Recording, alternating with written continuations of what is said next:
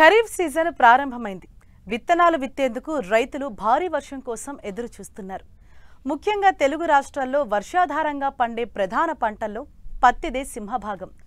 ఖరీఫ్ పత్తి సాగుకు సిద్ధమవుతున్న రైతులు తొలి దశలో ఆశించే చీడపీడల నివారణకు ఎలాంటి యాజమాన్య పద్ధతులు చేపట్టాలో తెలియజేస్తున్నారు బెల్లంపల్లి కృషి విజ్ఞాన కేంద్రం శాస్త్రవేత్త నాగరాజు.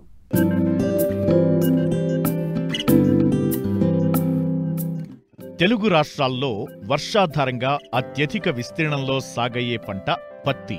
తెలంగాణలో పత్తి సాధారణ విస్తీర్ణం 40 లక్షల ఎకరాలు కాగా 50 లక్షల ఎకరాలకు పైగా సాగవుతోంది. ఆంధ్రప్రదేశ్లో ఏటా 12 నుండి 15 లక్షల ఎకరాల్లో సాగులో ఉంది. ఈ పంట సాగులో అనేక సమస్యలు ఉన్నా వర్షాధారంగా సాగయ్యే ఇతర పంటల కంటే మంచి ఫలితాలు ఇస్తుండటం వల్ల ఏటా దీని సాగు విస్తీర్ణం పెరుగుతోంది. ప్రస్తుతం పంట విత్తేందుకు సిద్ధమవుతున్న రైతులు తొలి దశలో వచ్చే చీడపీడల పట్ల జాగ్రత్త వహించాలంటున్నారు శాస్త్రవేత్తలు. ముఖ్యంగా పత్తి పంటకు తొలి దశలో ఆశించే చీడపీడలు, వాటి నివారణ చర్యలను రైతులకు తెలియజేస్తున్నారు మంచిర్యాల జిల్లా బెల్లంపల్లి కృషి విజ్ఞాన కేంద్రం శాస్త్రవేత్త నాగరాజు. ప్రస్తుతం మనకి వానాకాలం 2023 కాలం మొదలయ్యేటువంటి సమయం. ముఖ్యంగా మన మంచిర్యాల మరియు ఆసిఫాబాద్ జిల్లాలు చూసుకున్నట్లయితే మనకి ఈ పత్తి వేసుకోవడానికి రైతులు అన్ని దుక్కులు సిద్ధం చేసుకొని మామూలుగా తొలకరి వర్షాల కోసం ఎదురు చూస్తున్నటువంటి సమయం.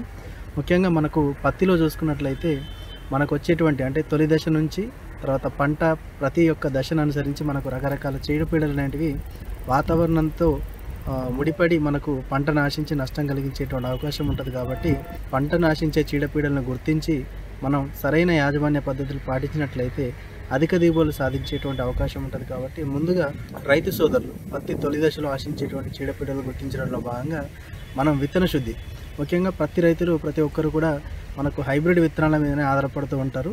ముఖ్యంగా ఈ హైబ్రిడ్ విత్తనాలు ఆల్రెడీ మనకు విత్తన శుద్ధి చేసి ఉంటుంది. కాబట్టి ఎక్కడైనా విత్తన శుద్ధి జరగలేదు అని అనుమానం ఉంటే రైతు సోదరులు 1 కేజీ విత్తనానికి ఒక 5 గ్రాముల ఇమిడాక్లోపిడ్ 70 WS అనేటువంటి మందును లేదా 4 గ్రాముల థైమిథాక్సమ్ 70 WS అనేటువంటి మందుతో మనం విత్తన శుద్ధి చేసుకున్నట్లయితే మనకు తొలి దశలో ఆశించేటువంటి పచ్చదోమ, పేనుబంక, తెల్లదోమ, తర్వాత తామరపులు అనేటివి మనకు పంటను ఆశించకుండా పంటను కాపాడుకునేటువంటి అవకాశం అనేది మనకు కలుగుతుంది.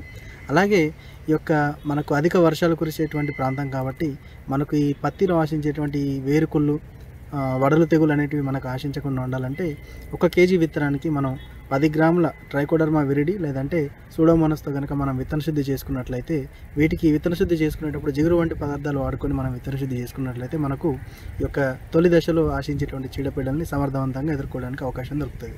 అలాగే మనకు పత్తి విత్తనం మొలకెత్తిన తర్వాత తొలి దశలో ముఖ్యంగా పచ్చదోమ మనకు ఎప్పుడైతే అధిక వర్షాలు పడి మబ్బులు పట్టినటువంటి సమయంలో ఈ పచ్చదోమ అనేది ఆశించేటువంటి అవకాశం ఉంటుంది. కాబట్టి వీటి యొక్క లక్షణాలను మనం గుర్తించడం అనేది ప్రధానమైనటువంటి సమస్య. మనకు ఈ పచ్చదోమ ఆశించినప్పుడు ఆకుల అంచుల వెంబడి మనకు మాడుకుంటూ ఎర్రబడి ఆకు అనేది లోపలికి ముడుచుకోవడం జరుగుతుంది. కాబట్టి ఈ పచ్చదోమను గుర్తించిన వెంటనే మనం 1 లీటర్ నీటికి 5 మిల్లీలీటర్ల వేప నూనె 1500 ppm అంటే దీన్ని అజాడిరెక్టిన్ 1500 ppm అంటాం. ఈ మందును కనుక మనం 1 లీటర్ నీటికి 5 మిల్లీలీటర్లు కనుక కలుపుకొని మనం పిచికారీ చేసుకున్నట్లయితే ఈ యొక్క పచ్చదోమను సమర్థవంతంగా తొలి దశలో ఎదుర్కోవడానికి అవకాశం దొరుకుతుంది.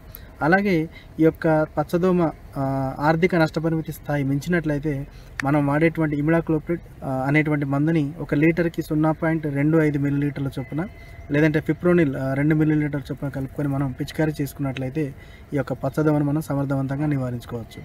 అలాగే మనకు ఉష్ణోగ్రతలు తక్కువగా ఉండి కొంచెం చల్లని వాతావరణంలో ఈ యొక్క పేనుబంక అనేది ఆశించేటువంటి అవకాశం ఉంటుంది. కాబట్టి దీనికి కూడా మనం పచ్చదోమకు వాడినటువంటి రసాయనిక మందులనే వాడి పురుగు ఉధృతిని తగ్గించుకోవచ్చు. అలాగే ముఖ్యంగా మనం పత్తి సాగు చేసేటువంటి రైతులకు ఈ యొక్క తొలి దశలో విచక్షణ రహితంగా రసాయనిక క్రిమి సంహారకాలు వాడకుండా మనం కాండానికి పూత పూసే పద్ధతి అనేది మనం చెప్తా ఉన్నాం. ముఖ్యంగా దీన్ని వాడడం వల్ల ఏంటంటే రైతు సోదరులకు తొలి దశలో మనకు పంటకు హాని చేసే ఈ యొక్క చీడపీడలతో పాటు పంటకు మేలు చేసేటువంటి మిత్ర పురుగులు కూడా ఉంటాయి. కాబట్టి మనం విచక్షణ రహితంగా ఈ యొక్క రసాయనిక మందులు వాడినప్పుడు మిత్ర పురుగుల సంఖ్య తగ్గిపోయి వీటి యొక్క ఉధృతి పెరిగేటువంటి అవకాశం ఉంటుంది. కాబట్టి కాండానికి పూత పూసే పద్ధతిలో ఒక 2 మందులు అంటే మొక్క పంట దశలో 30 రోజుల దశ, 45 రోజుల దశ, తర్వాత 60 రోజుల దశలో 3 సార్లు కాండానికి బొట్టు పెట్టుకున్నట్లయితే మనం ఈ యొక్క పురుగుల్ని సమర్థవంతంగా ఎదుర్కోవచ్చు. ముఖ్యంగా దీంట్లో మనం చేయాల్సింది ఏంటంటే 30 రోజుల దశలో కాండానికి పూత పూసే పద్ధతికి వెళ్ళినప్పుడు మనం 1:4 అంటే ఒక పాలు మందు ఉంటే 4 పాలు నీళ్లు కలుపుకొని మోనోక్రోటోఫాస్ అనేటువంటి మందుతోని కాండానికి పూత పూసే పద్ధతిలో ఈ యొక్క మందును వాడాల్సి ఉంటుంది. అలాగే ఇమ్లాక్లోప్రిడ్, మనకు ఫ్లోనికామిడ్, ఈ 2 మందుల్ని మనం 45 రోజుల దశలో 65 రోజుల దశలో 1:20 నిష్పత్తిలో కనుక మనం కలుపుకొని ఈ యొక్క కాండానికి పూత పూసుకున్నట్లయితే తొలి దశలో ఆశించేటువంటి పచ్చదోమ, పేనుబంక, తర్వాత తామర పురుగు, తెల్లదోమలు కూడా మనకు సమర్థవంతంగా నివారించుకునేటువంటి అవకాశం దొరుకుతుంది. అలాగే తెల్లదోమ చూసుకున్నట్లయితే మనకు తొలి దశలతో పాటు అక్టోబర్ మాసంలో మనకు చలి వాతావరణం వచ్చినప్పుడు ఈ యొక్క తెల్లదోమ అనేది ఆశించే అవకాశం ఉంటుంది. కాబట్టి దీని ఉధృతిని తగ్గించుకోవడానికి మనం పసుపు రంగు జిగురు అట్టలను కనుక మనం ఒక ఎకరానికి 10 నుంచి 20 చొప్పున పెట్టుకున్నట్లయితే వీటి యొక్క ఉధృతిని చాలా వరకు తగ్గించుకొని చాలా తక్కువ క్రిమి సంహారకాలతో పురుగు ఉధృతిని అదుపు చేసుకునేటువంటి అవకాశం దొరుకుతుంది. అలాగే ముఖ్యంగా మనకు ఈ యొక్క తామర పురుగులు ఎప్పుడైతే మనకు ఉష్ణోగ్రతలు అంటే అధిక ఉష్ణోగ్రతలు ఉండి బెట్ట పరిస్థితులు ఎప్పుడైతే వస్తాయో, ఉడకపోత వాతావరణం ఎప్పుడు వస్తుందో మనకు ఈ యొక్క తామర పురుగులు ఆశించేటువంటి అవకాశం ఉంటుంది. కాబట్టి వీటి నివారణకు కూడా మనం పైన చెప్పినటువంటి రసాయనిక మందుల్ని మార్చి వినియోగించడం ద్వారా పురుగు ఉధృతిని తొలి దశలోనే మనం అదుపులో పెట్టుకొని అధిక దిగుబడులు ఆర్జించేటువంటి అవకాశం దొరుకుతుంది. అలాగే మనం ప్రస్తుతం ఉన్నటువంటి తరుణంలో గులాబీ రంగు పురుగు అనేది కూడా ప్రధానమైన సమస్య. కాబట్టి ముఖ్యంగా పత్తి సాగు చేయాలనుకునే రైతులు చాలా తక్కువ కాల పరిమితి కలిగినటువంటి హైబ్రిడ్ రకాలను ఎంచుకోవడం ఒకటి. తర్వాత పత్తి సాగు చేసే చేన్ల చుట్టూ ఈ తుతూర్ బెండ, కలుపు మొక్కలు లేకుండా చూసుకోవడం ఒకటి. తర్వాత మనకు ఇప్పుడు బీటీ, నాన్ బీటీ పత్తి విత్తనాలు అన్నీ కూడా కలిపే వస్తున్నాయి. కాబట్టి ఈ 2 రకాలని మనం సాగు చేసుకోవడం వల్ల ఈ యొక్క పురుగు ఉధృతిని తొలి దశలోనే అదుపులో పెట్టుకోవడానికి అవకాశం దొరుకుతుంది. అలాగే మనం గత 2-3 సంవత్సరాలుగా ఎవరైనా పత్తి సాగు చేసిన రైతులు ఉంటే ఖచ్చితంగా పంట మార్పిడి చేసుకోవడం ద్వారా ఈ యొక్క గులాబీ రంగు పురుగు ఉధృతిని తగ్గించుకోవడానికి అవకాశం అనేది కూడా దొరుకుతుంది.